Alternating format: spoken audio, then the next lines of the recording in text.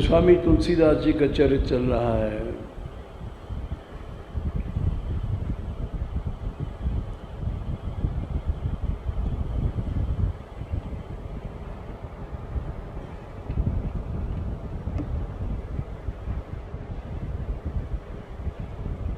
जब वे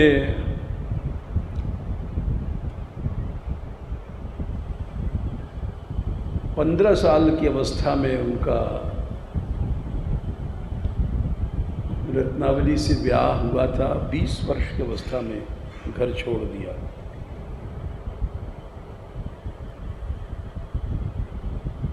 जीवनी ये है उनकी, पैदा होते ही उनकी माँ मरी। 5 वर्ष तक चुनिया दासी ने उनका पालन किया।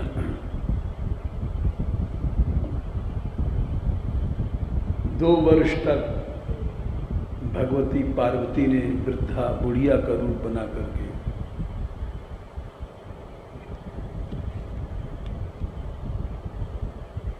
उनका पालन किया।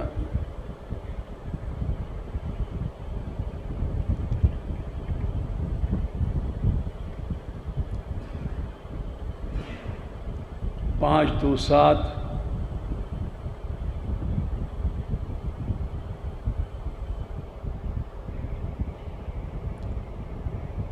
उसके बाद 7 वर्ष के बाद गुरु नरहरि के साथ 5 वर्ष सूकर क्षेत्र में 7 5 12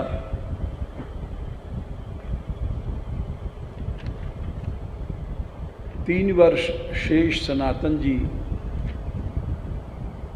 परम सिद्ध महापुरुष के पास अध्ययन किया।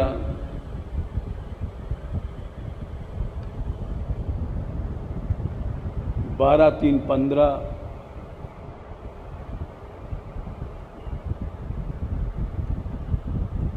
15 वर्ष के थे जब गुरुदेव पधार गए तो काशी छोड़ दिया।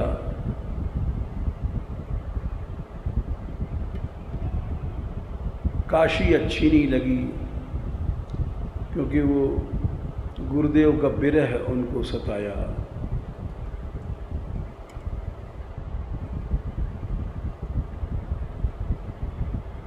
वहाँ से चित्रकूट जाते समय अपने गांव राजापुर चले गए, जहाँ उनके वंश का नाश हो गया था एक महात्मा के शाप से। तुमने अत्याचार किया उस बालक के साथ। वहाँ कथा कहने लग गए, गांव वालों ने बड़ा सम्मान दिया। लेकिन तुलसी तहाँ न जाइए जहाँ जन्म को ठाओ, तुलसी तुलसी छोड़ के ले तुलसिया नाम। गांव में इस जन्मभूमि में इसलिए जाने का मना किया कि वो जन्मभूमि वाले कुसंग देते हैं, गृहस्थ में चलो। और वही हुआ। गांव वालों को आग्रह था और पार्वती जी का आदेश था, उनका विवाह हुआ।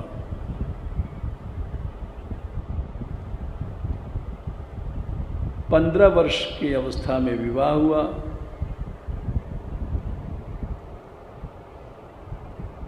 ये इनका चार्ट है जीवन का। 5 वर्ष चुनिया दासी, 2 वर्ष पार्वती जी, 5 वर्ष गुरुदेव के साथ सूकर क्षेत्र, 7 5 12। 3 वर्ष गुरुदेव ने शेष सनातन जी को सौंप दिया। सिद्ध महापुरुषों से पढ़े। 12 3 15। 15 वर्ष की अवस्था में विवाह और 20 वर्ष की अवस्था में घर छोड़ दिया। रत्नावली के उपदेश से यमुना रात में पार करके गीले कपड़े पहन के पहुँचो थे। रत्नावली ने कहा कि तुम इस हाड़ मास के शरीर में ऐसा प्रेम करते हो, राम से करते हो। ये सुन करके उन्होंने रात को ही संस्कार जाग गए। जो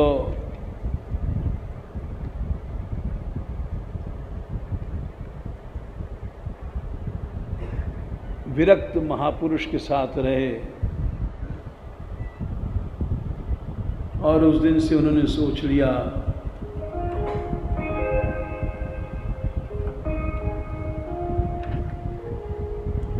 नरहरि कंचन कामिनी इनते रहियो दूर,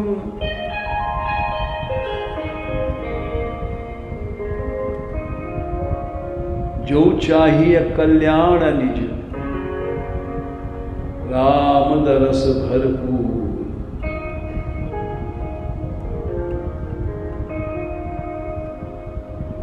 उसके बाद उन्होंने परम विरक्त रूप धारण किया। जीवन भर कोई भी स्त्री इनके पास नहीं रही।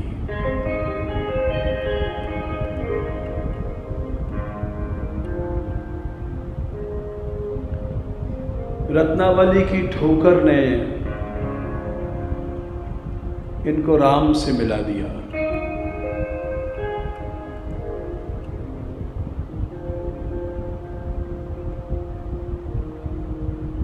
रत्नावली सती थी।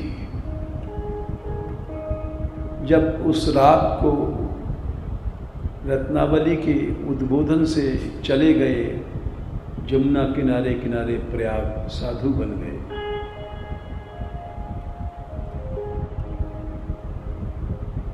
उसने भी 1589 आषाढ़ कृष्ण पक्ष दशमी के दिन शरीर छोड़ दिया।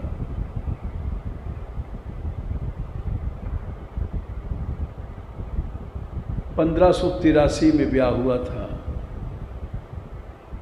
और 89 में वैराग लिया और रत्नावली ने भी शरीर छोड़ दिया और वहाँ से जगन्नाथपुरी चल पड़े। अयोध्या गए, 4 महीने अयोध्या रह करके जगन्नाथ जी की यात्रा के लिए चल पड़े और वहाँ से इन्होंने सारे भारतवर्ष की यात्रा किया।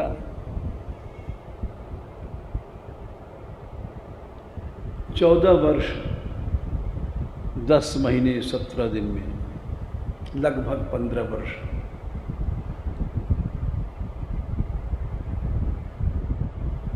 इस तरह से 20 वर्ष के बाद वैराग लेकर के 15 वर्ष तक भ्रमण करते रहे। 35 वर्ष के हो गए।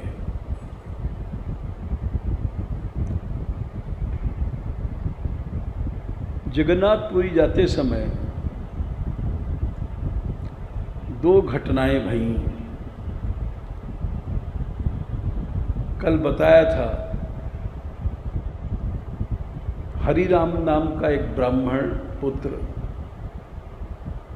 दुबोली गांव में रुके थे। वो ध्यान कर रहे थे। इनको धूल, मिट्टी, कंकड़ फेंकता रहा, मना करने पर भी। इन्होंने शाप दे दिया, वो ब्रह्म राक्षस बन जाओ। राक्षस बन गया। पहली घटना ये थी। यहां तक कल कथा कहा था।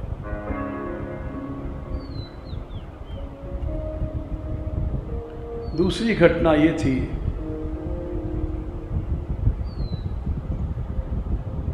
चेफुल गांव में पहुंचे। ये पैदल जा रहे थे। उस समय सवारियां नहीं थी।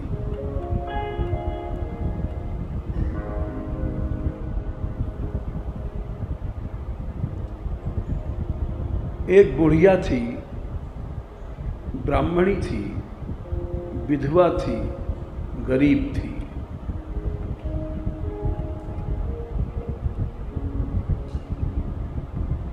बहुत ज्यादा गरीब थी।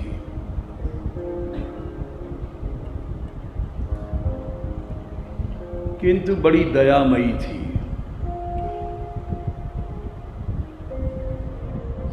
कोई अतिथि मिल जाता, खुद नहीं खाती थी, उसको खिला देती थी।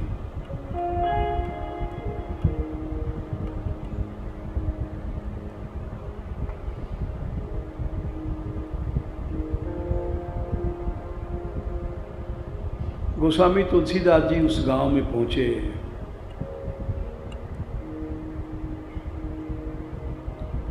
रात होने वाली थी। गांव में सब प्रकार के लोग होते हैं। ऐसे भी होते हैं जो अतिथि को देख के दरवाज़ा बंद कर लेते हैं।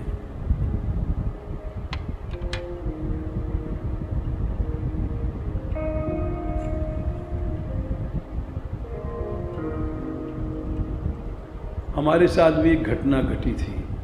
हम जब मानगढ़ छोड़ के चले गए थे तो मोरोली गांव में पहाड़ पर रुके थे।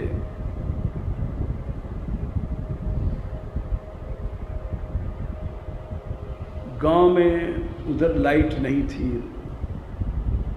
चारों ओर अंधकार और कहीं कीर्तन नहीं सुनाई पड़ा। वहाँ एक महात्मा थे। हमने कहा इस गांव में कीर्तन नहीं होता है। बोले नहीं होता है। हमने कहा आप रहते हैं फिर भी नहीं होता है। बोले नहीं होता है, कोई करता नहीं है। हम रात को उतरे, ज़्यादा रात नहीं थी, सब लोग भोजन करते हैं। हमको देख के सब लोगों ने दरवाज़ा बंद कर लिया।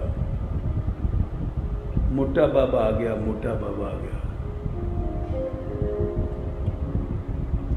हमने कहा ऐसा तो हमने गांव नहीं देखा ब्रज में।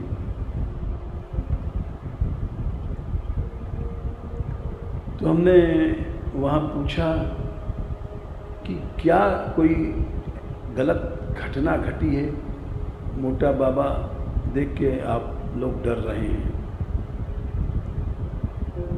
उसने कहा हाँ, एक मोटा बाबा आ गया था।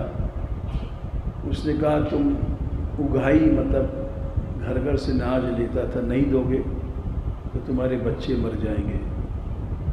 तो सब घर से अनाज ले गया। तो इसलिए हमने कहा ठीक है। हमने कहा हम लेने नहीं आए, हम देने आए हैं। तो कुछ लोगों ने कहा तेरे पास कहाँ है जो तुम देगो। हमने कहा हम तुमको कुछ देंगे, विश्वास करो। तुम कीर्तन करो तो देखो हम तुमको कुछ देंगे। झूठ बोल गए। कुछ नहीं था हमारे पास, कपड़े उपड़े भी नहीं थे। बोले अच्छा कीर्तन करेंगे, कहा देखो। हमने कहा देंगे हम तुमको। फिर कुछ लोग इकट्ठे हुए और हमने कहा तुम्हारे गांव में गैस है, हम यहाँ कुछ बोलेंगे। बोले गैस तो है, पैसा नहीं है तेल भरवे के। हमने कहा पैसा हम दे देंगे। अभी हम पहाड़ पर रुके हैं, सब हमारे पास बहुत पैसा है ऊपर जमा है, तुम तेल भरवा लाओ गैस में वो लाए गए। फिर वहाँ हमने कीर्तन शुरू किया। पहले तो छोटे छोटे बच्चे निकले, जयकारा जोर से लगवाया तो गांव में काफ़ी लोग इकट्ठे हो गए। फिर हमने कीर्तन शुरू किया। 3-4 घंटे हम बोलते रहे, लोग बैठे रहे। परिणाम ये रहा कि उन्होंने कहा हम रोज कीर्तन करेंगे उस गांव में। वहाँ कीर्तन शुरू हो गया। फिर कोई पैसा वैसा देने की बातें नहीं रही क्योंकि श्रद्धा जाग गई।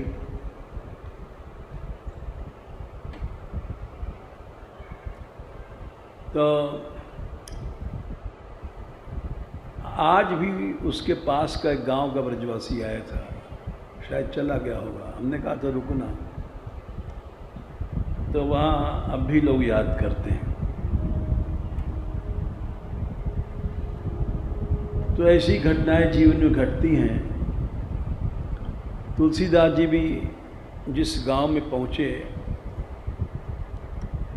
वहाँ भी उस चेफुल ग्राम में खाली इस बुढ़िया ने सम्मान किया।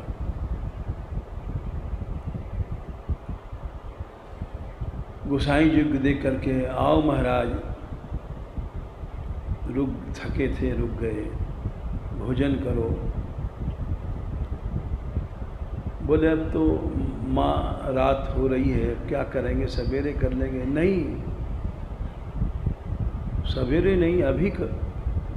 तुरंत उसने कुछ रूखा सूखा बनाया। तुलसीदास जी समझ गए घर में कोई बर्तन भाड़े नहीं, एक झोपड़ी, बहुत बढ़िया गरीब। बोले, बात करने लगे, संत हैं, दया हो गई कि माता तेरे कोई नहीं है? बोले, मेरे कोई नहीं, मैं विधवा हूँ। क्या करते हैं? कुछ नौकरी करते हैं, कभी मिल जाता है आटा वाटा तो गुजर कर लेती हूँ। अच्छा,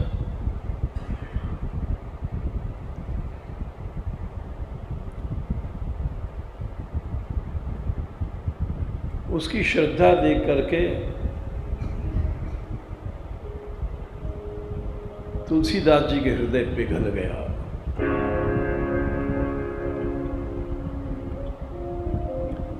बोले, माता मेरे राम जी की इच्छा है कि आज से तू गरीब नहीं रहेगी।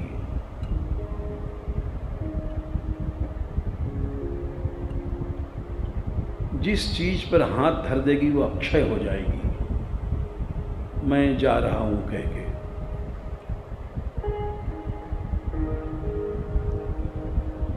संत और भगवान में चारों पदार्थ देने की शक्ति होती है।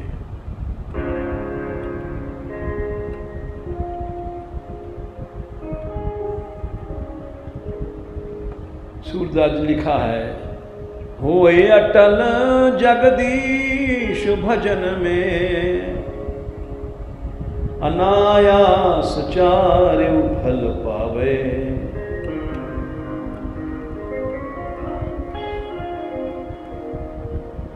चारों चीजें भगवान के भजन से प्राप्त होती हैं। इसीलिए कहा गया है, गंगा पापम शशीतापम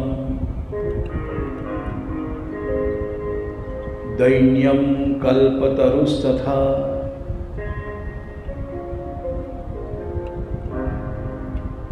पापम तापम च दैन्यम च हन्ति संतो महाशया। गंगा मैया पाप को नष्ट करती है। गंगा पापम, शशि तापम, चंद्रमा ताप को दूर करता है, शीतलता देता है। दैन्यम कल्पतरुस्तथा, कल्प वृक्ष दैन्य गरीबी को दूर कर देता है।